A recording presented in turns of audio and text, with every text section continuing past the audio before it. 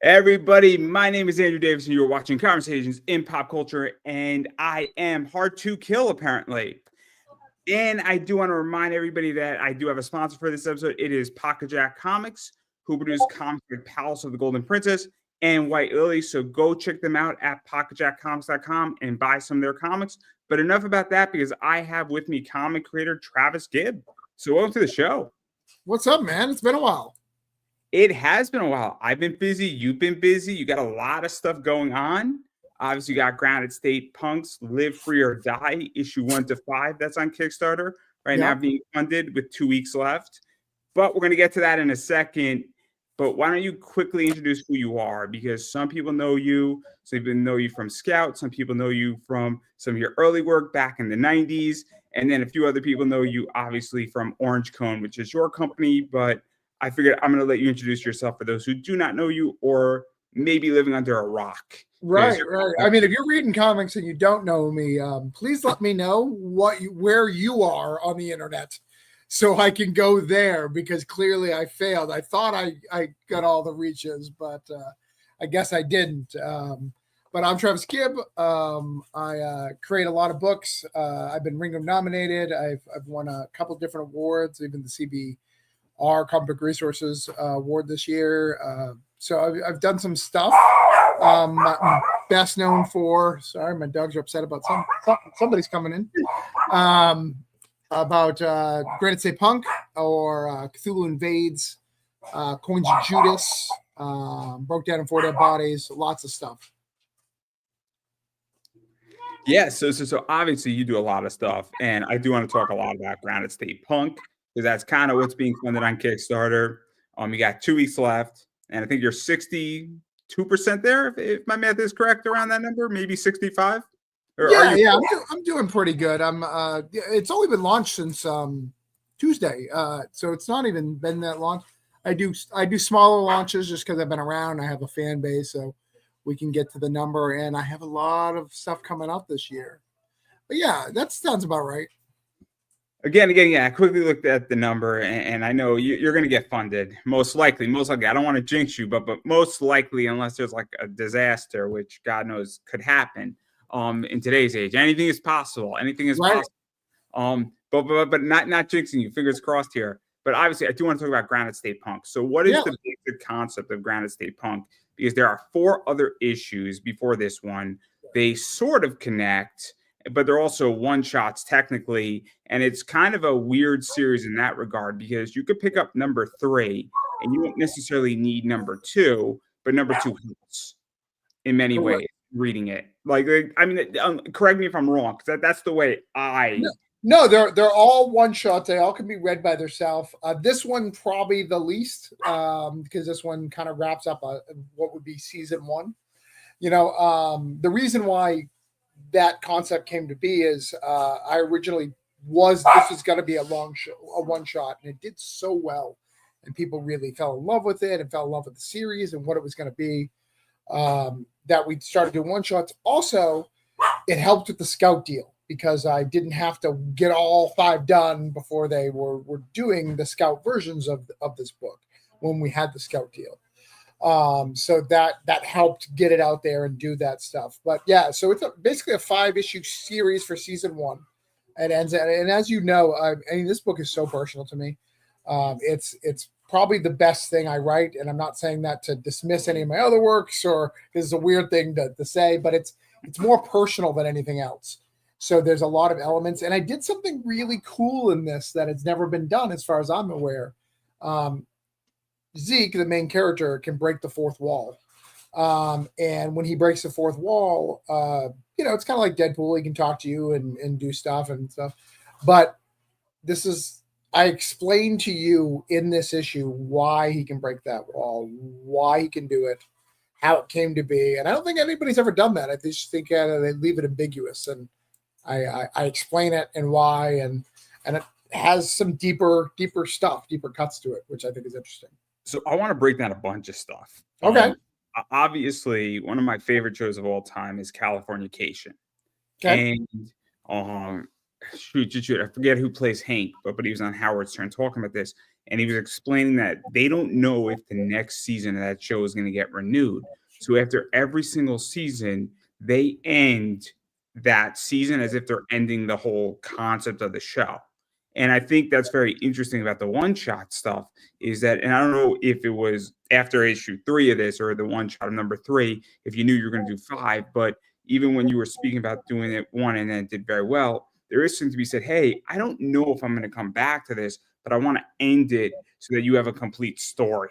Because a lot of times on Kickstarter, and I don't know how you feel about this, is that I don't know if I'm going to get issue 2 out of somebody or issue 3. I don't know if they're going to stick around, but it's nice to have a final ending point with something so that, let's say you said, hey, I'm done after 4.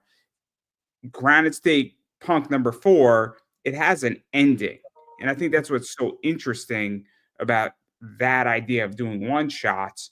And I find that fascinating because at least it gives me closure to a story, if that makes any sense. No, 100%. And that's my goal. So the way I write a normal comic is I write the story, right? I do it when I write a Granite State Punk issue, I go, what would I write as a miniseries? And I make it one issue. So I pack all of that into one issue and write it. That's why it's heavy dialogue. That's why it's very action packed, very fast paced. It's why those things exist in the books. But yeah, I want to give people colors, and I think I'm still going to do it even when I continue on. When I do season 2, I think it's still going to be a series of one shots that connect it. But I may start giving a reading order, like it's a novel. You know how in novels they have the back, they have the reading order. I think that may be necessary after 5, because there's the status quo of Granite State Punk changes at 5, and I have to write it in a different way. I really screwed myself on purpose. Like I was like, I want to write this book. I want to see if this book works if I write it a different way. So, it's a little spoiler, but he's not going to break the fourth wall in issue 6.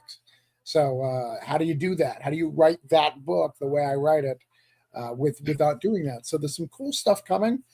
We got to get there, and it's so. This may sound egotistical, maybe it shouldn't, but we just sent out last week all the last ones, Only Posers Fall in Love, and I sat down and I read my work, and my wife edits it, and I try not to read it after she edits it. I try to wait till she comes. She'll give me feedback, but I trust her immensely when it comes to that. And I read it, and I was like, this may sound shitty, but this is my favorite book. And I wrote it that sounds very egotistical, but I think it's my favorite book. It's funny. So let me ask you this, right? There's only one interview that I like out of my whole show. That's my favorite interview that I've ever done. And it's nearly perfect, if not perfect. I have done one perfect interview. And when I listen to it, I'm like, this is the most perfect interview that I've ever done. And I will put that interview up against any top interviewer. And I will say, you come at me with this, and I'll come back with you at that. And it was a better interview, and it was just a flow. It was just that I didn't give a damn, and it was like we were finishing each other's sentences, me and my guest, so perfectly. And I was throwing him like a softball, and he was just hitting a home run, and it was perfect. Except there was one little mistake only I know that I made during the interview, and it's so minor that it kills me inside. But it's my favorite interview of all time, and it wasn't even a big guest. Because it was so perfect in so many ways. And but I don't think it's egotistical, right? I think it's important to say, cool, I know when I dominated and had the best piece of writing I've ever done or the best interview I've ever done. And I think it's important to know when you kill it, but also to know when you completely fucked up. Because I fucked up on plenty of interviews all the time. Well, and sometimes in comics, especially when you're writing these miniseries, you can kill it on issue 1 or in 5 or 1 and 3, but like 2 and 4, we're gonna see how those work out. Because you know the arc and the exciting elements, but sometimes you got to do the muck to get there, right? I think issue 2 is the hardest in comics because number 1, you're so excited about doing it. Yeah, you create the universe and you're building it, and then issue 2, you're like, all right, I want to get to the big payoff of this. So I just got to give you a little bit more information. I've got to up the stakes a little bit, but I can't up them too much because we got 3 more or 4 more issues to go. So issue 2s are always the toughest of figuring out that balance. And can you match the energy and excitement of an issue 1? There's a lot of lot to an issue 2 of a comic. It's interesting, right? Because we're going to talk about the Royal Rumble in a little bit, everybody. I'm giving everybody a little tease, but there's a concept in wrestling, and it happens rare, where a card revs up, where the first match starts it off, and then match 2 gets more exciting, and then it revs up all the way, and there's no dip, and it gets to the peak, and it ends at the peak. And if you're watching a wrestling show that does that and does it well, it's great. And there's nothing wrong with valleys in stuff. If you psychologically break down wrestling, you will notice that there are cooler matches and hot matches, and there's a reason how to control the crowd, because then you get the big payoff, because the more you have a dip, the higher the peak can go. Right. It is very much what WWE used to do in many regards. But when you watch a show that just keeps going and going and going up the mountain, you're like, what the fuck? How far can we go? But that's really hard to do in a TV show. It's hard to do in comics. It's hard to do in a lot of things, and it's hard to do in wrestling, right? Because again, how do you get the pump up? And obviously in comics and in a television show, you don't have a crowd. So that's also a problem too, to some degree, but it's hard to do that. But I completely get where that could be difficult to dip into 2 and then pump up in 3 and then dip down 4 to get the payoff in 5. But again, I haven't written a comic, but I've read enough of them that I could feel it. So, but yeah, but I do want to talk a little bit more about this, because obviously we're on issue 5 and you're funding issue 5 at the moment. And it's the end of, I guess, season 1 or the first arc. I'm not exactly sure how you're classifying it. I call it season 1, but yeah, it'd be the first arc. This would be where the trade would. This is basically, I'm giving you a trade. This is where the trade would be right here. If you got all 5, this is where the trade is. And I am so proud of this body of work. I've issue 5, I wanted to get it right, so I've read it to my wife. I gathered a group of creators together to read it through to make sure it's perfect, because I really want it to have a payoff and emotional. And I remember, like, one of the meetings, one of the creators wrote me, and he said, he's like, I didn't know that you were built to make. He's like, I knew you made comics and I knew you made good comics, but I didn't know I didn't know you were built for this. Like, you were made for this. Like, he's like, no other craft, I think, could ever suit you. Now that I've seen, because he knew my personality well, but he's never read a book with me and the whole thing. He's like, I don't think anything else would suit you that can give that kind of payoff. And I'm so excited. I'm so excited about this book. I'm so excited. I'm more excited about this than anyone. And I wish it was a way that I could explain it better, right? Because it's hard, because I'm like, final issue. All right, so I can get it. But I also don't want to lie to people and go, I'm still making Granite State Punk. It's not the final issue, but it's the final issue of Granite State Punk the way you know it, right?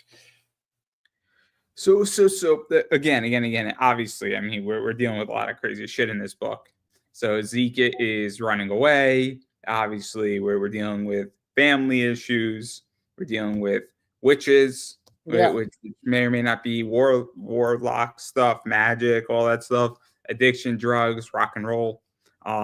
You have an interesting cocktail, for lack of a better word, here in this book. But obviously, there's metaphors in this book too. And so, I mean, I'm being vague for a reason, because I didn't read it yet. And I probably will read it at some point. I probably will wait for a trade, because I like to read things in bulk. I'm a bulk consumer.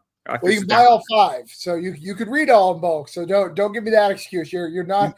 Unfortunately, we're at the end here, so that you don't really have an excuse. But I understand. And I know your taste. This is a beautiful cover. Look at how pretty she is. She is very pretty. She is very pretty. But there's also so many things I could sell on eBay. eBay hates nudity. They hate nudity. There's no nudity. She's covered. Look. She's covered. So this one, the preview pages are up there. We find out. So in the first issue, we find out that his family has been killing people to keep the mountain alive, and the police find the dead bodies, and now they're out to get him in issue 5. So we've again, just like we talked about, we've upped the stakes. It was as far as it goes. So he's on the run. How does he get out of this situation? How do we keep everything the way it was? Does How do he we get out of this situation? I how mean, does why are you automatically assuming that he's going to get out of it? I mean, right? It's you're not true. gonna I keep mean, on I did selling. say it does change drastically after here, so maybe it doesn't. It's called Granite State Punk. It's not called Zeke's Happy Fun Day. You know? There's so many things I could say. Yeah, as long as there's a punk in the Granite State, this book is aptly named. It doesn't have to be him.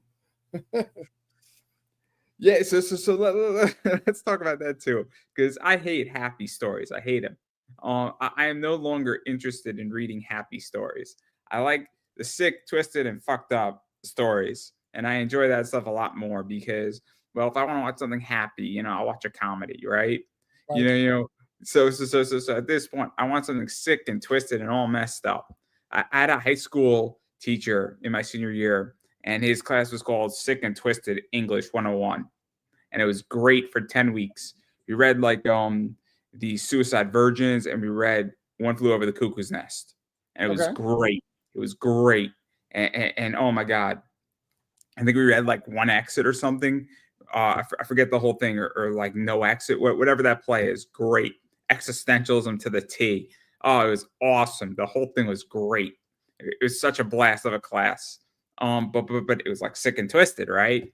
And so like that's what you're writing to some degree, is that this is sick and twisted and fuckery, for lack of a better word. And so like, what is that like? Because I think that also allows, because we're no longer in happy land anymore in society. I mean, I hate to say it that way, but like it's not the roaring 1920s. Yeah, when we write, when I write Granite State Punk, it's not happy. In fact, that's the last issue, Only Supposed to Fall in Love. We see the little slimmer of happy that he is a real broken human being, and I write him like a real broken human being. So he doesn't know how to be happy. He's not capable of said thing. So when he's happy, he will self-sabotage. And we go through what that looks like from a broken person. And a lot of it's very much younger me trying to figure some of that stuff out. So though they're not anecdotes of what happened, it's just a reality of the headspace of those times and the headspace of how the world views. And I try to be, it's a very, I for anybody who follows me on Facebook, I tend to be very liberal, but I don't, whenever I write a Zeke story, a punk rock story, I make sure that I show, if I bring politics in, like when there's a whole essay in the middle of this issue that talks about Nazis. It talks about where Nazis come from. And here's the page. So if you see the blue and red side, I literally write it from both perspectives to show that, to not show any political alignment, and to show that it's all the same at the end of the day, right? We get these little corners, and the world gets angry at this or that, but at the end of the day, it's all scum, and everybody's bad, and everybody's. So I reflect the way I see the world. But at the same time, if you read Granite State Punk and you know anything about New Hampshire, which I know you won't, and a lot of people don't, but they say you can tell there's a love for that place. And I think we all have that friend who's every week tells you, I'm going to get out of here, like a Goodwill Hunting. I'm going to get out of here. I'm going to get out of here. And they don't get out of there because they love this area. They love it being here, and they couldn't imagine being anywhere else, regardless of how they say they hate it here, right? And it's all horrible. So you bring up an interesting point, and I'm curious. Obviously, my political views, I'm libertarian, conservative. Sure. I don't think that's a secret. If you didn't know it by now, shocker, right?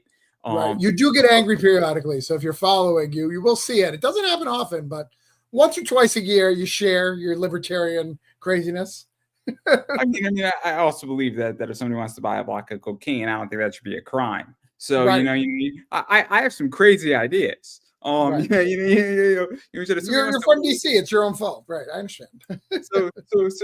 but where I get really angry, everybody, for those who are interested in, is I get angry about gambling, and if you look at my Twitter feed, you'll see me like bitching and complaining about how the OKC really fucked up the game on Wednesday.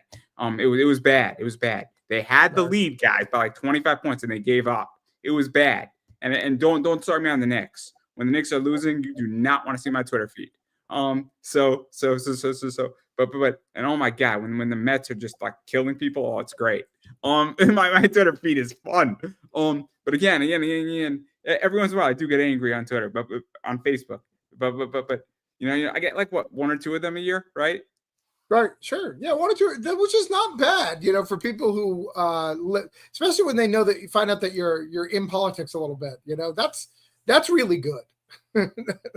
That's because I don't shove my ideas down people's throat. Right. You have to learn how to get along. In which that's the problem right now, is that you have to learn how to get along. And most of the time, all I want to do is that me and my friends disagree on politics, but guess what? We're still friends because we don't talk about it. We've learned to be adults in the room. But what is that like though? Because I do see people insert politics into their books. I see people talk politics, and I think it's a mistake. Again, all I want to do is I just want to make money, and I don't care what your politics are. I just want you to buy from my eBay store, and I want to sell you an item, and I don't really care what you think. I just want to engage in free capitalism and free transactions. Where you want item X, I want to sell you item X. Why does your politics matter to me? And that's what I don't understand about comics. And even when you're writing objectively, like I just don't get why you have to shove your views down my throat. I just want to read good stories, and I want to read sick and twisted, fucked up shit, or I want to read fun comics. Like I don't want your political views down my throat. I just don't. I want good stories, and I don't want to know. I don't want to know your political views, to be quite honest. I want your story. I don't want your political views. And that's like, and so I'm curious, like, how do you put that away? Because I've read a bunch of your stuff, and from your writing, I would never get the sense that you're liberal. I wouldn't know how to identify you. I would say you're probably leaning left, but I wouldn't jump off the cliff and be like, $300 Travis Gibb is a Democrat. Like, I wouldn't take the bet, is my point. Well, I think so. I have two views on this.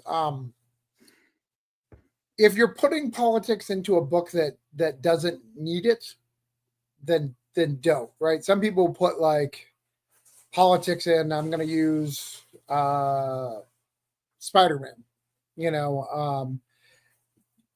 Because well, actually, Cap is probably the best example, right? If Spider-Man is punching Doc Ock, I don't need to know that Spider-Man voted Democratic, right? Correct. He's punching Doc Ock in the face. I agree. But if you're writing a book that's trying to say a message, I think putting your politics and viewpoints are in. Like Warren Ellis is very good at that.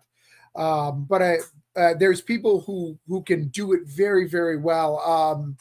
When we talk about Why the Last Man, of the time, those politics were very active. It was a very political book. But when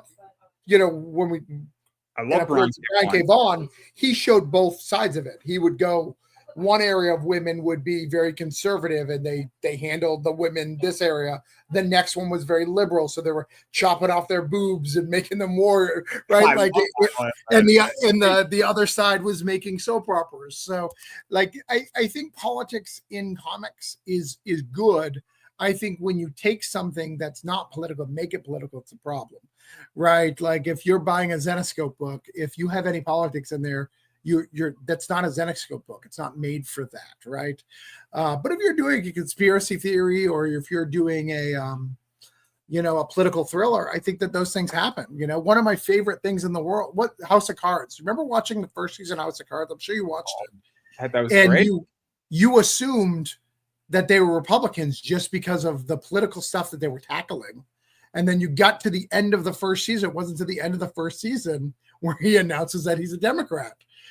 And then you look at those things and you're like, oh, I just assume, yeah, no, they're not. It's the same coin, and I think they did it very, very well. Of expressing that all you need to do is change the verbiage slightly, and it goes to the other side. So, I think there's space for it. I think it is important to share your views of the world because you're right. Anybody you're reading, you want to hear their views of the world if it's a book that shares views of the world, right? Again, if you're reading Coins of Judas and I'm throwing a lot of politics in it, you're like, that's not what I wanted. I wanted an action thing about fighting demons, you know.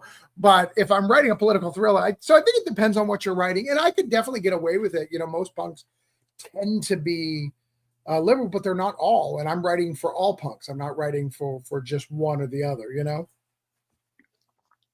See, I find it interesting, right? Because I mean, as an interviewer, I'm Yeah. extremely objective, Yep. and I interview whoever I want. And there's people who get upset. There's people who don't get upset with me. There's people who don't like. I mean, there's people who don't like that I'm interviewing you, and I'm like, well, that's your problem, right? In which I openly can have conversations with Tell them I any. said hi. Yeah, it's whatever. They don't want to speak to me anyway.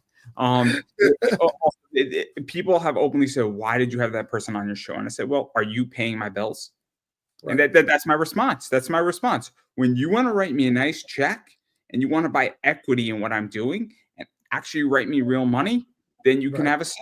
That's what it is. In which that I operate freely and according to how I feel. And that's the end of the day because Raven Gregory said it. When you mortgage your house to do something, you get to call the shots. Right. And I think his statement is very true. And so, but again, I don't politically, in which that I'm way less political than I've ever been because I don't care. I'm way more interested in what the Knicks and the Boston Celtics are doing than what's going on in the White House. Like genuinely, I know way more about the Boston Celtics and the WNBA than I know what's going on in American politics right now, which is ludicrous given that I lived in I DC for. mean, I don't know if that's true because this week has been a little crazy. So I'm sure you know a lot about this week, but I get what your point. I don't. I've been dealing with my TV for those All who right, don't all right, because this understand week's been a little crazy. I think everybody knows what's going on this week. that.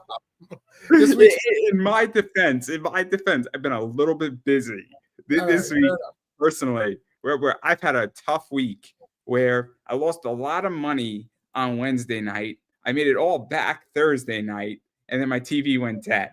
So, and I made a profit Thursday night too, getting back the money that I lost Wednesday night. So I've had a bit of a stressful week. Because I've learned in the last 30 days I have a gambling problem. I did most. I had never saw you say gambling out loud. I know that you gambled, but until recently I never saw you post it on Facebook like about gambling. I was like, huh, okay. For those who don't know, I've spent over $30,000 gambling this month. Wow, It's that's a problem. and I'm profitable, which is even crazier. So Which does not teach you that you've made bad life decisions. we'll find out tonight how the Boston Celtics do. I have Jason Tatum for 15 points. I think I'll do all right. I think he'll do it. I just need 5 threes from him. They're playing the Pelicans. It's going to be. I don't know if they're going to beat the Pelicans because the Boston Celtics are a weird team. They will beat like the top team in the NBA, and then they'll lose to the worst. They're like a haven't weird you? team. No, haven't you? We've always done that. Like, look at Tom Brady and the Patriots. They would have perfect seasons and lose to Miami when Miami wasn't beating anybody. Like, it's just a New England thing. If you are so bad, New England just doesn't know how to respond. We just don't know. We can't figure it out. What was it? 18 wins and 1 giant loss. Yeah, it's ridiculous. It's wild. It's just the way New England works. Hi, John. I see John. I know that you don't acknowledge chat, but I'll acknowledge chat. Hey, John. Yeah, I acknowledge chat. I thought you try to avoid chat to keep the conversation going. I thought that was a rule of yours. It depends who it is. It depends if I like the person or not. Oh, okay, fair enough. Because Depends on who's in the chat. I get you. I have enemies, and then also sometimes you have weird people in a chat. But I've only banned one person in the 10 years I've been doing this. One person because they were saying things that were pretty offensive. Right. Even for my standards, where I had a trans woman on and they were calling her a man, which I thought was way out of line. It was Yeah, way and out. you have a responsibility to protect your guests too. Let me just say Serena Havoc could handle herself, but Right. regardless, I thought that I should just end it before it started. Right. But some of my guests have no problem handling themselves, and they're more than welcome to do it. But again, I just said I'm just going to ban you, and that was the end of that discussion. So and it solved the problem quicker. But anyway, that's not the point here. But obviously, I mean, getting back to Grounded State Punk, though, I mean, obviously, 5 issues, and you have a trade coming, obviously, at some point this year or next year. I don't know when the trade's going to No, drop. it's this year. I decided to separate it and not do the issue and the trade. I know a lot of people do that because I want to do an album. I want to have punk rock and a punk rock album attached to it. I want to make it hardcover. I have this really cool idea of how to make a really cool hardcover. It's going to be a hardcover book, and it'll have like duct tape on the side. Like it's going to be punk rock. It's going to be a lot of fun and customized. So I think it's going to be something special. So what is that like too? Because obviously, I mean, I don't know how you feel, but I like building a bookshelf. So I do it with Blu-rays. I like buying steel. I'm a big anime fan, in case anybody didn't know that. And I like my steel case Blu-rays because I think they're really cool on a bookshelf and looking at it. I like really cool books.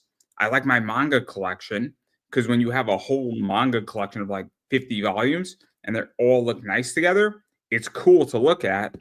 And then, so what is that like? Because when you're making a cool hardcover book, there is something to be said about that, right? And I think, I mean, maybe I'm the odd one out. I don't know, but for me, I like looking at cool stuff on my shelf Yeah. because it makes me feel like, oh man, I'm in a club, and it's exclusive. And then if you make like 300 of that book that's super duct taped out, that's like $150. There's only 300 people who have that book. Yeah. And so, like, I feel like, I don't know how you feel about it, but like, I'm sure you have cool stuff like that, right?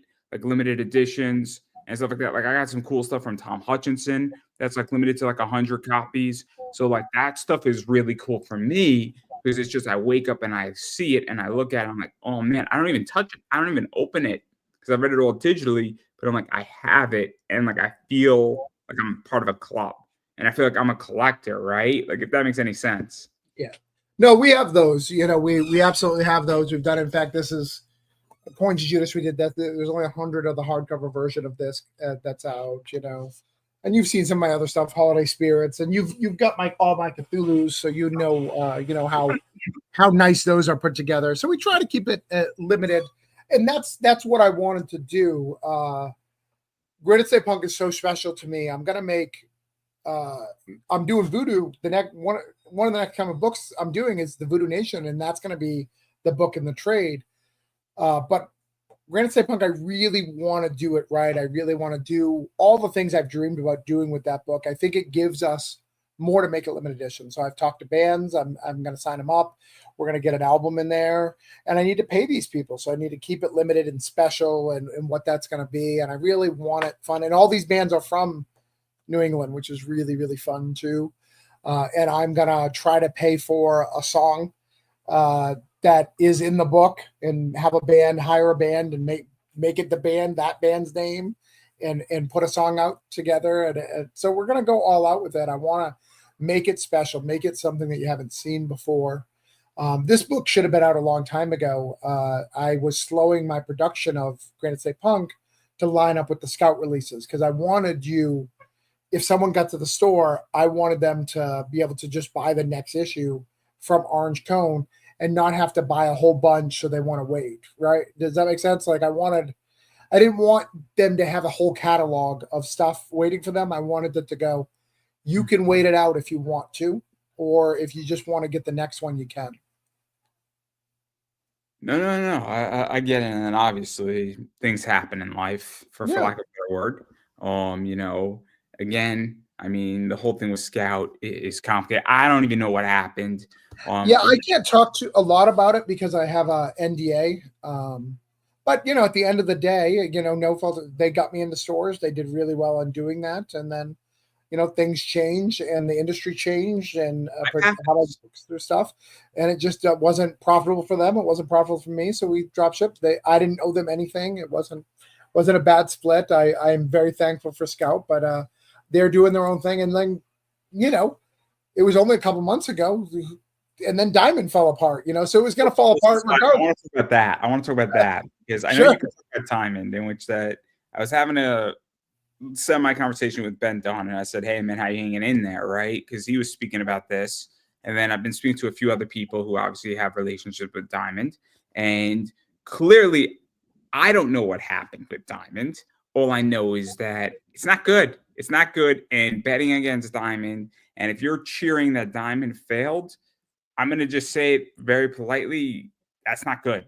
It's not good that Diamond failed because it impacts comic shops. It impacts the way people do business, and it definitely affects the industry of comics.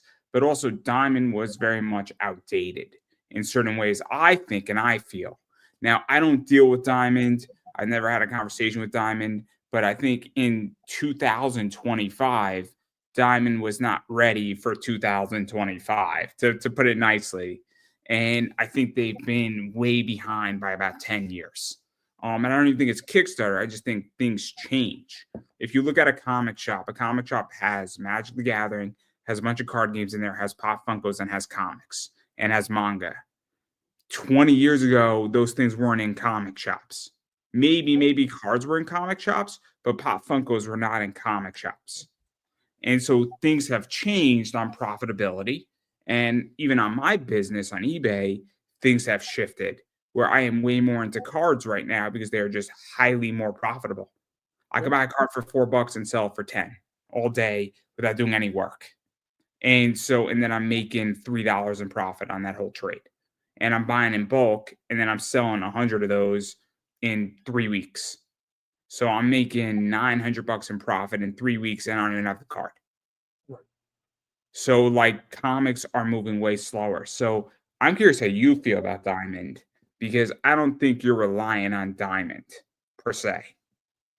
No, where Diamond hurts a creator like me is at my level. I'm like high level small press. So I am not the image guy yet. So I'm not the Dark Horse guy. I'm maybe a Mad Cave guy, but I'm kind of at this level.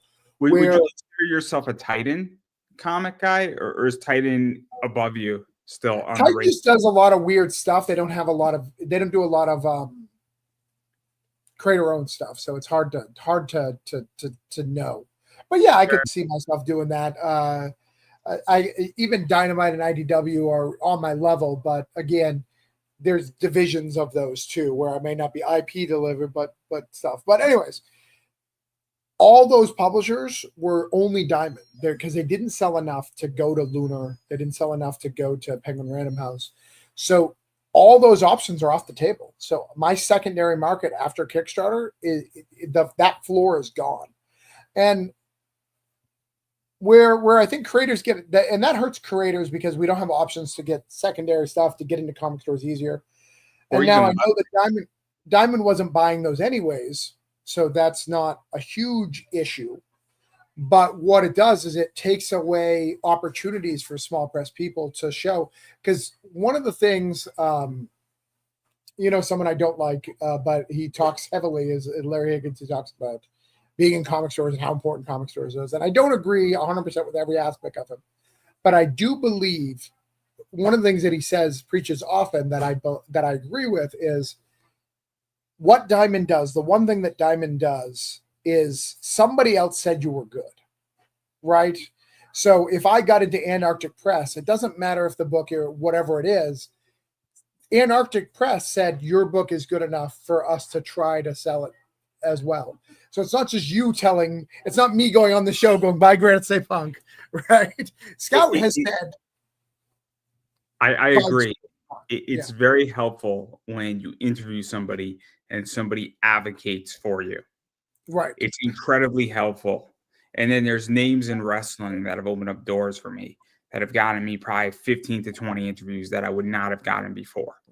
So like a guy named Anthony Green, who was August Gray in WWE, has helped me a lot in that regard. We opened up about 10 interviews for me that didn't exist before by me just interviewing him and saying, hey, dude, I'll throw some names out for you and I'll help you out because he's just a nice guy, right?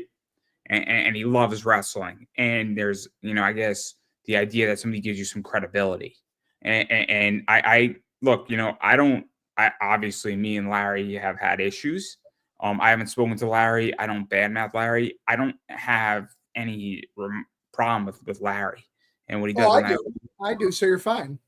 That's hilarious. Again, he said plenty of bad things to me. That group has said plenty of bad things to me, and litigation is not off the table if they want to kick it up. I have no problem to say that either. Just because someone's an asshole doesn't mean they can't be right sometimes. No. I could think so. I agree. There's plenty of assholes where I'll throw a name out there. Grant Cardone. I think Grant Cardone is a dick. Right. But I do think he's right about, and this has nothing to do with comics, and the reason why I bring it up is that I think he's right about that. Hey, most Americans don't take enough risk. I think he's right about that, but he's also a dick. Right. So, but a dick can be right too, right? So I don't have a problem because I would say Larry's right 40 to 50% of the time. Because he's not wrong on a bunch of stuff. It's just that, he does a bunch of other shit that's problematic. Right. And I can call things out like a spade. And that doesn't mean I haven't spoken to Larry at all. And if he's seeing this and he wants to have an adult conversation with me, more than happy to have an adult conversation in a very private way, in a very sanctioned way, per se, or a public one at that point, where there's no issues there. But we're not sharing a beer, for lack of a better word. But I'm not getting in his way, and I hope he makes a lot of money, and I hope everybody makes a lot of money in comics. But I think it's interesting because the whole diamond thing is that it hurts me as a business because now a distributor screws up, and now comic shops have a problem of figuring out what the fuck do we do next, which means that there's a bunch of other shit, and then it negatively impacts the industry. And so for me, it affects me differently than other people. Yeah, well, I think that, so I took it, when you asked that first question, I took it from the creator, from me as a creator, where it affects me and hurts me. But comic shops, I don't think people understood how many comic shops didn't get Marvel from Penguin. They didn't jump ship to Penguin. They kept it Diamond because you could get it at the same rate at Diamond at a discount. Like you were getting it. And these comic stores want less invoices. They know Diamond was a monopoly, but it was way easier to play one guy and focus on one shipping than all these other shippings. So for them and many of the stores, that was a blessing to them. I know that my comic store, they literally this week was the first time they said, hey, we had to drop Diamond. They didn't want to. They were pushing for Diamond and doing it. It's just kind of the time. And it sucks. I think there is a small possibility that they can be bought out. There's a couple of names that are being thrown out, but you're buying a company with a bad reputation, right? It'd be like, I'm trying to think of. I want to use AEW to get it to wrestling a little bit, but it's not even AEW. I'll give it to you, right? WWE was obviously brought private into TKO, and then the whole Vince thing dropped. If the Vince thing dropped before that deal was finalized, there'd be an issue. Or the whole, when WWE was still a publicly traded company and the whole steroid situation was going on, Chris Benoit, Mr. Kennedy, some other people, and all that shit was going on, you start getting a bad name to stuff. And then Enron, right? We could drop Enron, right? Enron's another good example, or FTX. FTX is a bad name. I would not touch FTX with a 10-foot pole, and don't call me Mr. Grinch because that's just bad. Yeah, no, I've got the right analogy. I've got it now. I wanted to make fun of AEW because I'm not a fan, but I won't do that. So it's more like 2000 wrestling, in late 2000, like when there was WCW, TNA, and WWE, right? One was Diamond, WWE was Marvel, WCW was DC, and then TNA existed, and they had a couple of big names, much like Diamond. They have a couple of big names that are worth doing it. They get some help from some of the other companies because remember WCW towards the end were letting them use some guys and whatever the case would be. But even if you buy it, you can't save it, right? It's not going to be saved. Even now with WWE buying, it's not saving it. It's just going, all right, we'll give you a couple of NXT guys, right? And we want anyone of value there to appear on our show. We want Jordan Grace. We want Jordan Grace, and that's about it. That's all we want. I think they want Joe Henry. I think he's got star power. I don't think it'll last forever, but I think he's a niche wrestler to get some stuff. I think he's just like LA Knight. He's got the same LA Knight. People really loved him, but now they're like, okay, cool. LA Knight's there. Yeah. I enjoyed Eli Drake in Impact and TNA. I enjoyed it. Like this was my Friday night in DC, right? I would come home from work. I would stop, get my dinner at the place below my apartment. So I would get off the Metro because it's called the Metro in DC. I would stop at the liquor store, get a bottle of rum. Then I would go get my dinner, and then I would watch like 2 episodes of The Office. And then after I did that, eat my dinner, I would start getting hammered with my rum and like my Dr. Pepper. And then I'd be playing Overwatch for like 4 hours. And then at 10 o'clock on Twitch, Impact was on, and it was awesome. I'm tweeting with all these wrestlers, half intoxicated, no idea what I'm saying. And they'd be tweeting back at me. And then I'd watch a movie, and then I'd fall asleep at 3 a.m. And it was great. That was every Friday night. And then I wake up at like 12 on Saturday. I would grab Starbucks and be like, oh my God, I'm never doing that again. And then I repeat the week next week. It was great. Sounds like a good life. And now, if I have like 2 shots of rum, I'm done for the night. It's terrible. It's what 32 does to you when you're versus 22. But I love Impact. But again, I don't disagree. But speaking about wrestling, obviously, I love wrestling. I'm very excited.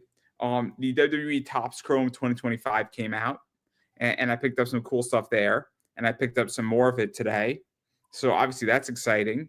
Royal Rumble's happening tomorrow, and it's going to be fun. It's going to be fun. And so I'm curious, what is your whole viewpoint on the Royal Rumble? Because this shit's awesome now. For lack of a better word. Right.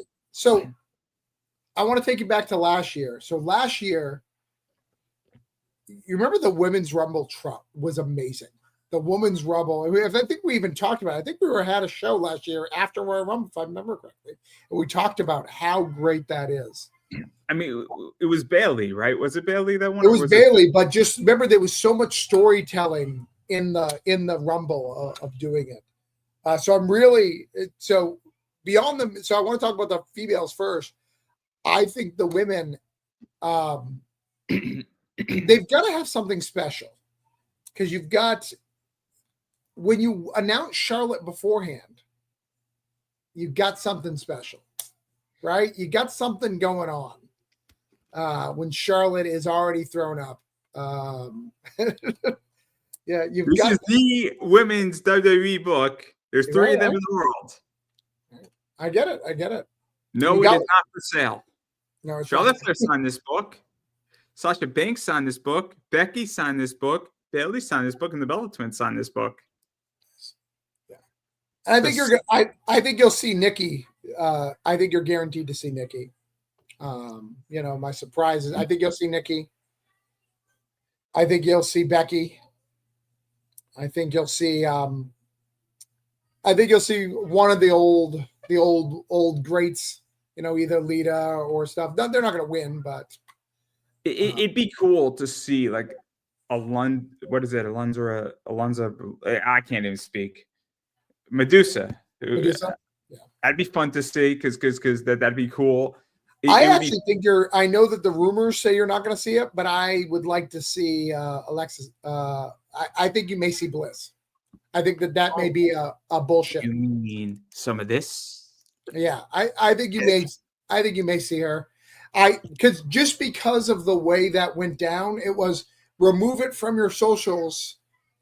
Like everything just seems very staged in that particular one. I'd like to be wrong in that we got the right stuff, but it seems kind of staged, you know? I'm excited for the women's Royal Rumble, but I do not think it's going to be as fun as the men's. Oh, And let me explain why. Because I think the men. So I think the women are going to kill it. Right? This is not what the talent isn't the issue. I don't see any good story with the women right now. Where I I just agree with that. I don't feel like the story's there. Like last year, the story was there, right? And that doesn't mean they're not going to have good matches at WrestleMania and even Money in the Bank and Elimination Chamber. That's fine, right? But last year, it was fun with Rhea Ripley, right? It was fun what we're going to do here and winning the Royal and all that cool shit. The men, we got CM Punk, Cody Rhodes, Seth Rollins wants it. Sami Zayn might become main event Sami Zayn. We got Jay Uso and Sami Zayn, and now Seth Rollins are going to have an issue. So come on, let's put them in something. Put both of them in the Elimination Chamber, and let's see what the fuck happens in March, right? Between those two in an Elimination Chamber match, and let them start the Elimination Chamber, and let's see this friendship break, right? Because one of them is going to eliminate the other. And then what's going to happen with Roman Reigns? I mean, and all this shit, and then CM Punk versus Cody Rhodes WrestleMania. That's going to be fun if they go that route. Because I don't. It is wild. The what's great about this Rumble is most Rumbles I can predict for the most part. Very, sometimes you get things, but I can't predict because there is 5 people who can deserve it. And then we're not even talking Cena. I don't think Cena's going to win. I think Cena's going to lose the Rumble, win Elimination Chamber. I think that's the flow. He loses Royal Rumble, wins Elimination Chamber. To build that.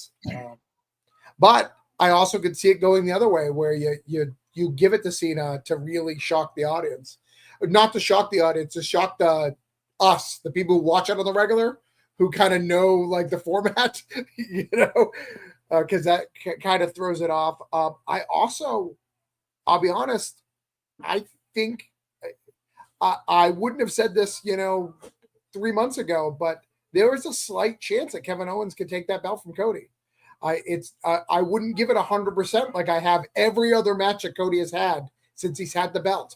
Every single one, I'm like, there is zero chance. This one has a slight chance. I don't think it's going to happen, but I think it's going to be interesting because, again, I think that we have a crazy circumstance here where what if Sami goes heel? Yeah. And Sami Zayn versus Kevin Owens WrestleMania is not a bad idea, especially if you have Cena versus Gunther. Right. Because I don't think Cena versus Cody is going to be a good match. Somewhere I would like to see Cena versus Cody, and maybe if Cena wins the title and then Cody now, wants to go after that title at SummerSlam or Money in the Bank or something like that. But I definitely don't think that Cena should win this Rumble. I don't. I don't think it's necessary. He's done it already. He's done it twice, I think, right? He's done it at least once, maybe twice, but he's done it at least once.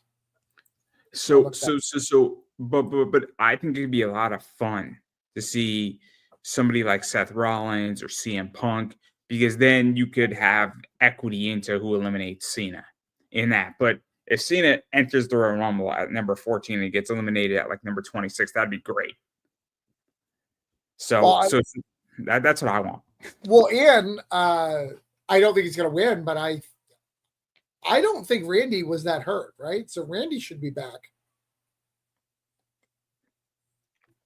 Yeah, I don't know in which Randy, one of them, it may not be Randy or AJ. Both of them don't look. I know they weren't that hurt. I know they were hurt, but not that hurt. So one of them you should get back, which I know is not going to get him in the main event, but it will be a good pop and good stuff to get things. The talent for WWE in the main event, they've been playing it so well. One of the rumors as well that I've heard is that CM Punk has got Brock Brock into the Royal Rumble. Like that's his favor, to get Brock in it, to throw a whole bunch of people out to help him win, which is a possibility there. There's so many there's so many avenues of story that we have. I want to see Cody Rhodes versus CM Punk. I want AEW to go, look at my toys. Somebody else is playing with my toys. Well, I forget the meme. I forget who was the first one, but it was first, Jade Cardell. So it was CM Punk, Jade Cardell, Cody Rhodes, and then I forget the fourth person they stole from AEW.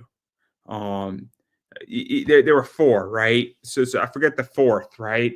But there is a fourth person, and it's a great meme because it's like, hey, 2020 was this, 2021 was this, 2022 was this, 2024 is this, and who else are they going to steal? So I mean, I'm excited for it. It's going to be fun. I'm excited because I'm a big card collector, and there's going to be a bunch of tops now because for those who don't know, on the card side, Panini had the license for WWE, and then they lost it to Topps. So now Topps is bringing a great product, which is a Topps Now, which captures the moments. And so all these cool moments are in there now. And so now Topps has it, and Topps is a fantastic company. So that's the other thing, too, that I think is really, really interesting is as a card collector, I'm like, cool, we're going to get some cool shit now. That's pretty sweet. And for those who don't know, Topps is the top of the game when it comes to cards, and they're very good at their exclusive ability. My wife does Garbage Pail Kids, so we bought some of the special sets over the years, and the limited edition things. So I think they're really cool. I think they know what the fans want in that. I think it's almost like they have two different companies. They have here's your collector's stuff, and then here's if you just want to get Topps cards, if you just want a normal set, here you go. And I think that's such a beautiful thing. So Topps Now has made me so much money. It's insane because you can buy a card for like $8.99 and just one. You can buy 20 for $100, and then they throw parallels in there. So there's 90 parallels. They go from 50 to 25 to 10 to 5 to 1. And what's great about it is that there's 90 of them, and then they're just included as bonus. So I just opened up Rhea Ripley winning on Netflix, and I got a 50 parallel, and I got a Gulia parallel of limited 25. Right. And so like this affects my business, and this is why I like this, is because the more you buy, the higher your odds of getting parallels, and those parallels go for good money. So the Rhea Ripley 50 goes for 150 to like 180 on eBay, which is wild. And I don't know what the Gulia goes for because one hasn't come up yet. But like the Triple H 25 is going for like 150, and somebody's asking like 700 for CM Punk limited to 5. Wow. And so it's crazy. And so it's cool because I'm keeping some of this shit for me, but like I'm wondering what's going to happen with the Royal Rumble because all these cards are going to come out. And I'm not saying if you're watching this show and you want to make money, I mean, $5 a card, sell for like $9. I mean, there's some money to be made, 69-cent shipping. And you buy 20 of them, you get that parallel. I'm just saying it's randomly inserted. So just saying, you don't have to take my advice for it, everybody, but it might be a good time to get into Topps. No, I think it's going to be good. I mean, and you could tell, like, obviously the main event, Cody, the main event, but I mean, the other match for the night is Motor City Machine Guns versus DIY, which is not a Royal Rumble match, in my opinion, but it just shows that the talent is so stacked that they didn't want to give, like, they're just like, we're not throwing another great match in there, which is crazy. I really think they should have left the Sheamus Braun match for Royal Rumble. Yeah. But I enjoyed Saturday night main event. I mean, that's fun because they're going up against AEW apparently in like July. Oh yeah, dude, they're cruel. I went to my daughter's graduation, and that's where it was at UCF Arena, which is where they do AEW. So they had like All In or something on AEW a couple weeks ago, like about a month or two ago, and they had a WWE house show.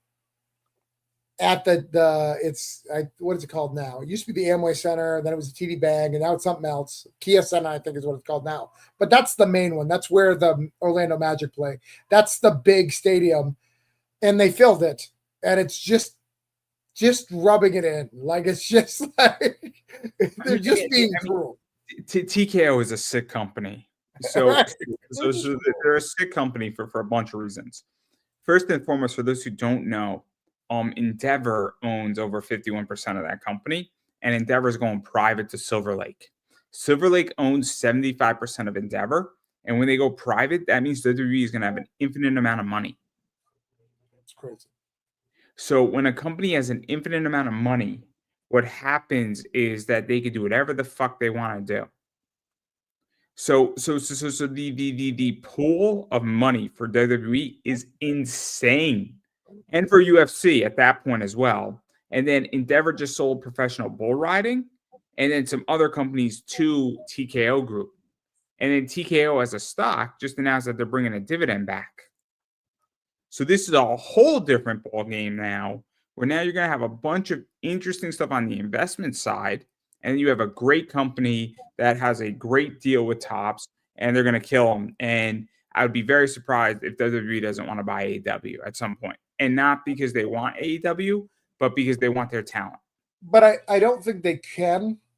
I think the reason why they didn't buy TNA, because I think TNA can be bought at this point. I think it's because they got sued by MLW and they lost for like a monopoly situation. So I think they got to be very careful. But I mean, Tony Khan is running that company to the ground. You have some great talent, but you don't know how to tell stories. You just don't. They're not telling stories. The only people who are telling stories are former WWE people, or the rare exception like a Tony Storm, or a MJF. You know, they just happen to be, you know, a cut above. And you're benching people like I can't even think of his name. Danhausen. How can you?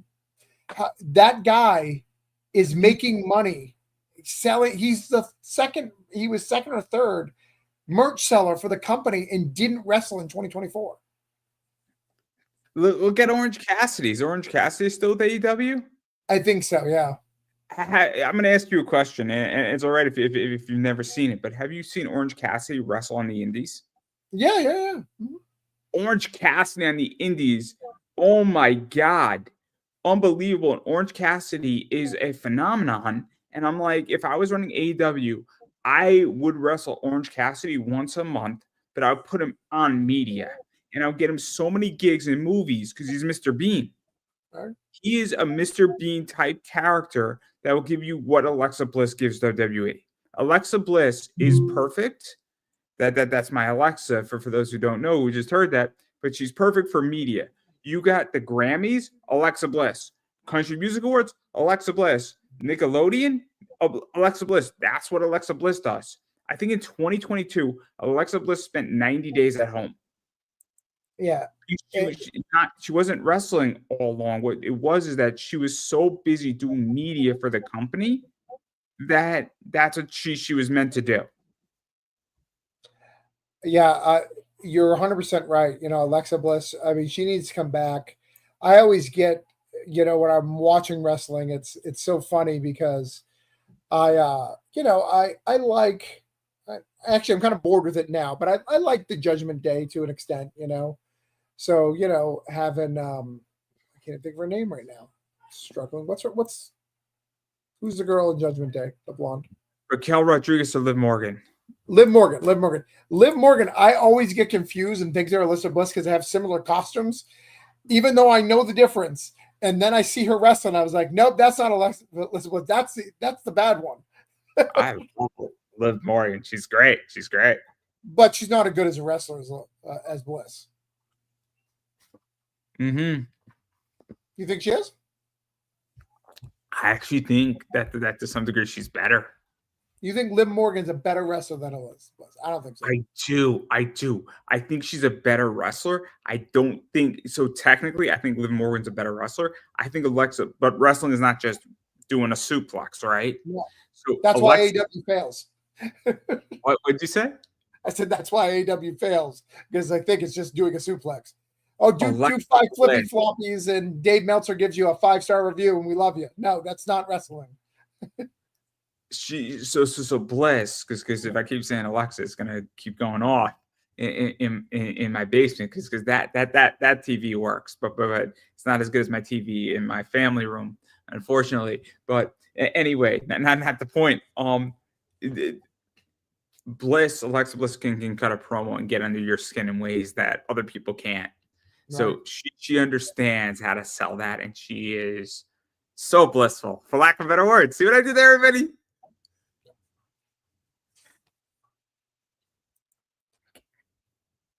I can't help it. I'm sorry. I'm like a walking dad joke right now. I'm just a walking dad joke with no kids. It's great. But no. She's fantastic. And again. I don't know if she has autograph cards, but I do love her comic book. Again, bought this book pretty cheaply too. And then I was smart enough that it was a combo deal. Nice. These were dirt cheap. These were dirt Yeah, cheap. I don't think wrestling. I think wrestling. If you look at wrestling history, when it's hot, it gets a good 6 years of hotness. So we're not even in the middle of it yet. You know. I think we're at the start. I think we're at the start. And if I was running WrestleMania, I would make one request to WrestleMania. They need to get a major pop star to do a halftime show. I mean, maybe I always get annoyed when they do it. So hear my rationale behind it, right? So in the United States, we are on Peacock with WrestleMania. yeah. So we do not get the benefit. The rest of the world is on Netflix with that. So the NFL, what they did with Beyonce was a game changer, her doing her halftime show, because people watched that segment a lot. And it got a huge pop on viewership.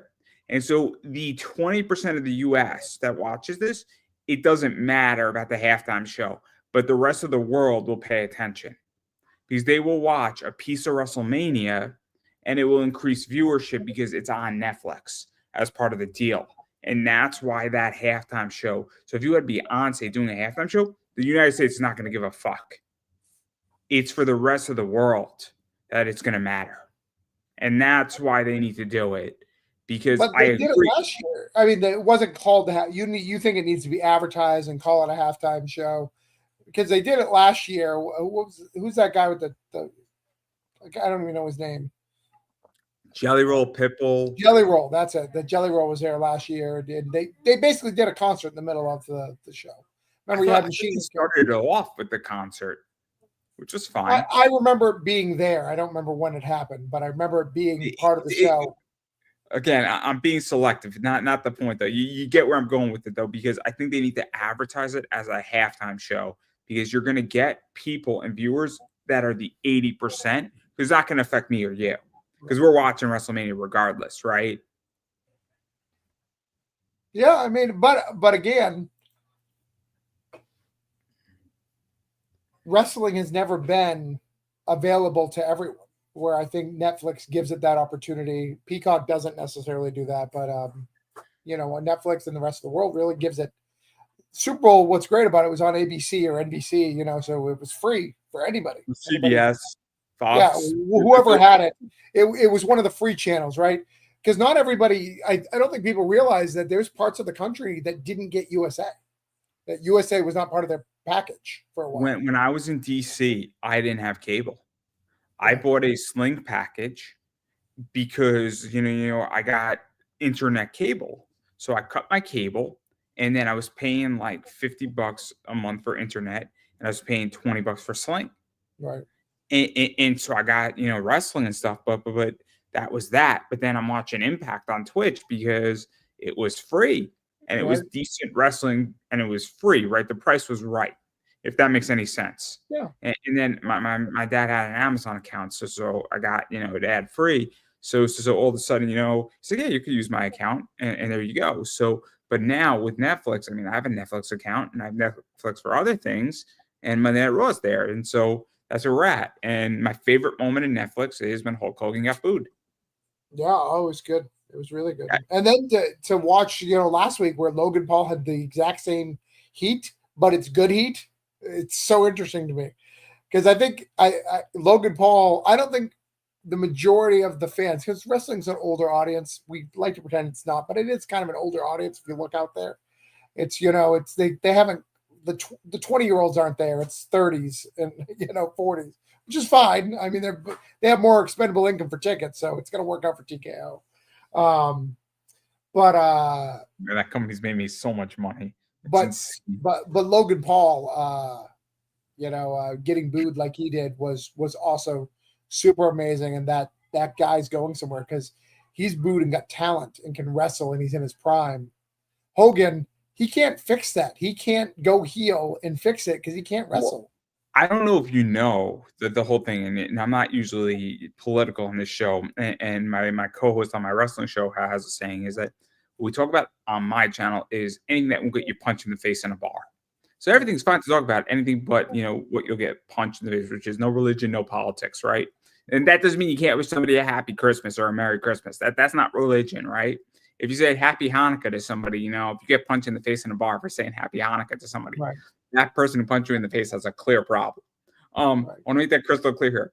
But Hogan, before, I don't know if you heard what was going on, is that he was walking around wearing a MAGA shirt. Oh, yeah, no. There was videos and pictures, and he earned it. Like I'm all for stating what you want to believe in, right? Like, I didn't have a problem with Dan Campbell having Hulk Hogan talking to the Lions before. That didn't bother me one damn bit.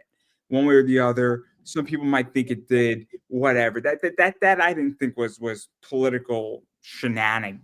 It was just Hulk Hogan pumping up the Lions, right before a playoff game, right? So be it, right? That if people were giving that political, there was no politics in that. It was just Hulk Hogan in a video pumping up the Lions. But if you're walking around with a MAGA shirt in WWE, which I don't know if it's 50% or 60% liberal or whatever it is, it doesn't matter. But you're in California, are you fucking stupid? Like, and then you expect to get a positive reaction selling American beer? Like, oh, just that thing was just bad. And I'm like, that was the one mistake they made. Well, you could tell. I mean, Undertaker was there, and he's also Republican and did stuff, and nobody cared. But the difference is that the Undertaker isn't fucking riding fucking the MAGA train. Right. He's not at the Republican National Convention. He's sharing an opinion. Look at Rick Harrison. Rick Harrison gave a speech for pro-Trump. And nobody's giving Rick Harrison from porn star shit because Rick Harrison isn't fucking shoving it down your throat. He gave a speech in Nevada for Trump.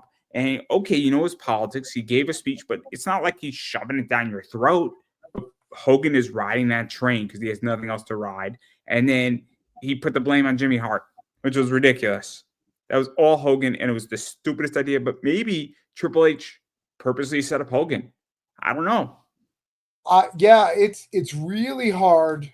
It's really hard. And you gotta, a lot of people were like, in fact, I even heard Eric Bischoff say, well, I've seen Hogan at other events where he's done signings and, they've never been a problem. Yeah, it's a different thing. If he's at a wrestling signing event, like people are waiting in line to see him, those fans have decided you're not in front of everybody who doesn't have to deal with the repercussions of booing you, who's not encouraged to yay or boo. It's not appropriate for a signing. I've never actually seen anybody booed at a signing. Like, it's just not the way it is. Mel Gibson is coming to MegaCon this year, and though I've seen, people online get very upset about it, I am not a big fan of Mel Gibson. I think he may be an anti-Semitic, but he's not going to have any problems at MegaCon. No one's going to harass him. There's only one person who's ever had a problem at a convention, and it's Vic Magnaga. And that's the only one in the history of this that I can think of. Yeah. For good reason, right? It was a very controversial issue, and it's a very heated issue, and it's very divided between both sides. and he's the only one. But Mel Gibson's not going to have a problem, No, not at all. In which that, I mean, I enjoy Mel Gibson in The Continental. I thought he was great, but I tend to agree with you. He's probably an anti-Semitic, right, probably. And I'm Jewish. I right. mean, so I mean, I've seen things of him. I think South Park nailed him perfectly.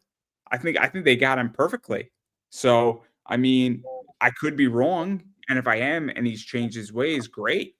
I mean, and look, I mean, look at Nick Cannon made anti-Semitic statements, but he made amends. I don't think Nick Cannon's an anti-Semite. Well, I and that's again, go back to Hogan. That's where Hogan messed up. Hogan has, apologized for the N word, and then we had that Tampa WrestleMania where he was super drunk with I don't remember. I think it was Shelton Benjamin next to him. Oh, it was Big E next to him, like going, "Get this guy away from me." You could tell he didn't want to be with him. It was awkward and bad. Like Hogan has continued to prove the person who he is over and over and over again. Jesse Ventura will never let you forget that he was anti, union. So there's all these things that Hogan is just never going to get away with. And you bring him out in California after a Trump rally, show picture of him beforehand in his MAGA shirt, and promoting his bullshit beer, saying he knows more about America than the rest of us. That's not going to fly. And I don't think it would have flown in Texas. I believe that you're going to get those boos anywhere. I don't think it's just California. I think California's going to be the loudest, but I think anywhere you're going to get boos for Hogan right now. I think Texas it would have been weaker. I think Florida would have been weaker. Sure. I think if they brought him out in Florida, Texas, I think maybe if it was set up better, they could have done better. But like, I don't want Hulk Hogan to shell shit. Right. I mean, I'm not buying Hulk Hogan's beer. I'm buying Stone Cold Steve Austin's beer because that's actually a good beer. Like a Broken Skull Ranch is a pretty good beer. So again, I mean, that's just how I feel. But again, people like Stone Cold Steve Austin. So like that's the other thing too, is that I don't think Hogan's liked, and that's part of the problem too, right? I think Hogan is perfect for like when you're doing the Saturday night main events. Have him do some promos that are on TV that can't be booed, like not up here, but like do the video packages. I think those are perfect for him. I'm not going to get upset by seeing him shelling for Saturday Night Main Event. He was a big part of that. It's not going to bother me. I don't think people have a problem with seeing Hogan, but if you see him live, we're going to share our opinion of him. I don't think we care the history of Hogan. I think he's fine. But he probably shouldn't show up to the Hall of Fame this year. He probably shouldn't show up. I think he's kind of done. This is my co-host on my wrestling show said it really well. He said he should show up maybe once a year. Once a year, get our Hogan in there, great. And then after that, he says the other 52 weeks off on a Monday Night Raw on Netflix. We get him once a year, middle of the year, when it's a low point. It'll get some ratings. It'll get some heat. It'll get some attention. It'll pop it up because any attention, even if it's booed and he's hated, is good attention. And great. There we go. And then we get our Hogan for the year, and then he sits home. For 52 weeks, he makes his 30 grand for the night, and he's happy. Maybe 100,000, but perfect. I would keep him in those Fanatic tours. I think he's doing well in those Fanatic tours that they've been doing where they advertise that he's going to be there signing stuff. Because I think people can separate.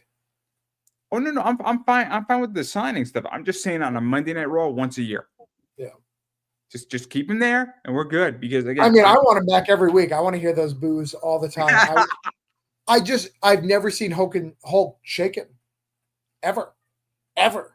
Like I've never seen him shaken, and it was. I'll be honest with you. I was actually shocked. I mean, and maybe it's my ignorance, but I was shocked that there wasn't any crowd control on that. I was shocked that it was allowed. I was shocked that it continued, and it definitely was like, wait a second. Like I knew he wasn't liked, but I didn't know he was hated in that way. And it was definitely, I wouldn't say it was disturbing, but it was shocking for me at least. And maybe I'm ignorant, and that's fine, and I'll take the heat on it. If anybody sees this, feel free to call me that.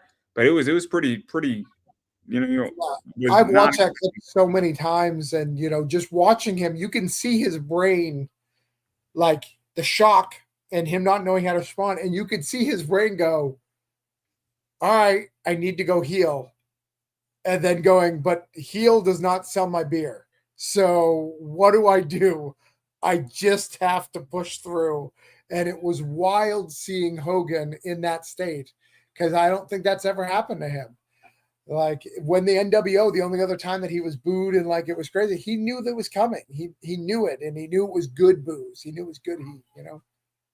It's crazy, and again, my whole thing is that I was just shocked. But again, we're in the Netflix era, and they're not bringing him back. Why do you think CM Punk made the statement? If I have to throw Hulk Hogan over the ring, I will.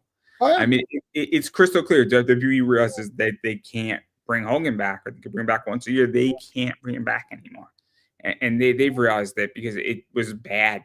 It was bad. It was the worst part of that initial Monday Night Raw. It was the worst part, and that it was the worst part, and that's what it was, and it's the only flaw with that Monday Night Raw. But beyond that, it was great. But I digress. All that stuff. But obviously, that's my take. I think CM Punk's going to win the Rumble. I think that'd be fun. I think that the women, I have no idea who's going to win in that match. Which is great. Anybody can do it. Anybody can do it. I don't even know who's in it. Like, what is there? Like 12 people that are announced. Well, you know who I want. This is unrelated to the Rumble, and I do got to wrap it up. I got to take off pretty soon, but I would really like Natalya to win one of these Intercontinental or one of these new belts that they have. Natalya is such a workhorse. She's such a great wrestler, and she never gets anything. No. I think it'd be fun. I think her last run as a title would be great for the Intercontinental. Yeah, let her get one of those other ones, but she's always pushing people over and getting them to where they need to go. And, she watch tomorrow night, mark my words, she will be in the Rumble for a really long time. And it's not because she's not going to win. It's because she's such a ringleader that her being in there, if something happens, she can help get it back on track. They trust her in that aspect, and there's not a lot of women who can do that in the WWE locker room right now. And I think she deserves more credit than she gets. It'd be cool. I would like to see her in NXT, to be honest, and it might seem like a downgrade, but women's North American title. Yeah, no, I think I think she would be really good teaching some of those NXT people. And but I'd like to get a belt on her again. I think giving Hart's belts are good. I wish Teddy Hart wasn't an idiot and he could wrestle. Oh my God! He could wrestle, but I wish he wasn't an idiot outside of wrestling because he's got everything he needs. You must have seen that documentary, right? Oh, I've seen tons of stuff, but I've been following Teddy Hart since that. Remember that old? I don't remember what it was called. It was an MTV wrestling program when wrestling was hot, and he was the main star of it. And I was like, oh shit, Teddy Hart? There's another Hart Foundation? Society X, maybe? Yes, Society X. Correct, you're right. That was amazing. The whole thing was amazing. Right. So what's crazy is that you might not have ever seen this, but there's a company called ICW, right? Yeah, I know that. And they're indie, right? And they're like deathmatch wrestling now. And Danny DeVito, who's the owner, they kicked Teddy Hart out because he just showed the fuck up. And Brandon Kirk and Danny DeVito was like, that piece of shit.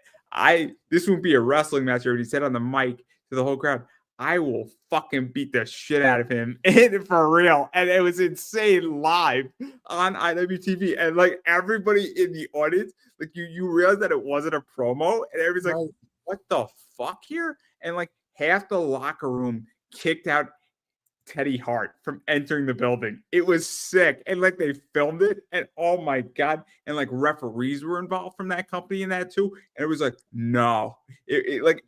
And people thought initially it was a promo, but then Danny on Twitter was like, no, I'm sorry, Danny D'Amato was like, no, that wasn't a promo, guys. That this is real.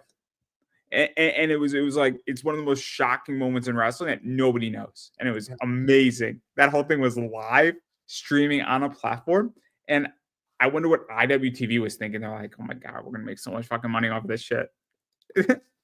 So Yeah, Teddy no, Hart, Teddy Hart is the best wrestler that I know who is only a danger to himself because I haven't seen a bad Teddy Hart match, but he's a piece of shit. he needs a professional handler to handle everything except what he's in the ring for. Yeah, he needs a Heyman to like help him, but not Heyman, like a Brock Lesnar to beat his ass. I saw this really cool clip today. I don't know where it was from, but someone asked Taz and said, "So what's the difference between asked Rhino, what's the difference between a gore and a spear?" And he goes, "Nobody kicks out of the gore." And he's like, "Didn't John Cena kick out of the gore? Like that was a big thing." No, you thought it was a gore, but it was actually a spear. Because nobody's ever kicked out of the gore. And I thought that was the most brilliant thing in the world. It's like if you ever see a gore and they kick out of it, you thought it was a gore, but it wasn't. It was a spear. Because people can kick out of the spear, but they can't kick out of the gore. The best thing ever in wrestling. That's good. I haven't seen that one, but the best thing is Steiner Math. Oh, Steiner Math. Yeah. Someone I had not known what that was. And Braun Breaker, when he first got the belt, made a math reference, and everyone was laughing. And I was like, "There's something I don't know." And they're like, "I'm going to teach you the world," and show me that clip. I love Steiner Math. Steiner Math and Samoa Joe is one of the funniest things I've ever seen. And then you got Petey Williams and Rock Khan in there. Oh my god, just that whole thing. In fact, that's like the greatest quote ever. And then I saw that meme with TikTok. So they replaced it when TikTok was going down. And so that was great. But I digress. You and me can go for hours on this, but I do want to give you a chance to promote yourself. So where can people find you, bother you, back your campaign? Yeah, the best thing, back Granite State Punk, we're at 68%. If we can get that back, we're at 3,400 right now, 142 backers. We'd love for you to get support. That's where you want. If you want to just follow me, Travis Gibb. .substack.com. That would be great. We can get you there, and we can I'll post all the stuff that I'm all about all the time, or orangeconeproductions.com if you just want to buy some comics. Yeah, and then I've been saying it for a while, you got to support people, and that means following them on social media is free. X following, Blue Sky, Instagram, YouTube, Facebook, websites, buying comics, and then obviously if you have money, buying their works, whether it's digital, physical, or both, is always helpful as well. And then as far as I'm concerned, for those who don't know, I am Pop Anime Comics on Twitter/X, Pop Anime Comics on Instagram, Pop Anime Comics on Facebook. I do not have Blue Sky. I am too lazy at this point to create any more social media. I do have TikTok if it's still available. That is Pop Anime Comics. YouTube is Pop Anime Comics. I do run a card show called Big Boy Card Collecting. We break cards and we do it live. So a lot of fun stuff is always being displayed there. So you can come check us out there as well. It's just a good time. It's educational. You'll get smarter, hopefully. And then I do run an eBay store called Pop Anime Comics Collectibles. And this is my store right here. Look for comics and collectibles. Come shop with us on Pop Anime Comics Collectibles. And I do sell cards like this, which are wrestling oriented. I sell cards like this, which are fun. I sell a lot of WNBA stuff. This is a 101. This is a 25 of Angel Reese Draft Night. And then I do sell some cool stuff like this as well and stuff like this. So if you're looking for cool books, I got you covered there. And if I do not have a card you're looking for or a comic you're looking for, ask me because I might have it. And if I do have it, I'll list it for you. And if I don't, chances are I will find somebody who does. It's happened before with a bunch of people, and I'm more than happy to help people get what they want. So that's everything that I got going on. And on that note, I'm going to give you the final word. Live free or die. Buy comics. Watch Royal Rumble. I don't think I can say that any better myself, everybody. And that is a wrap.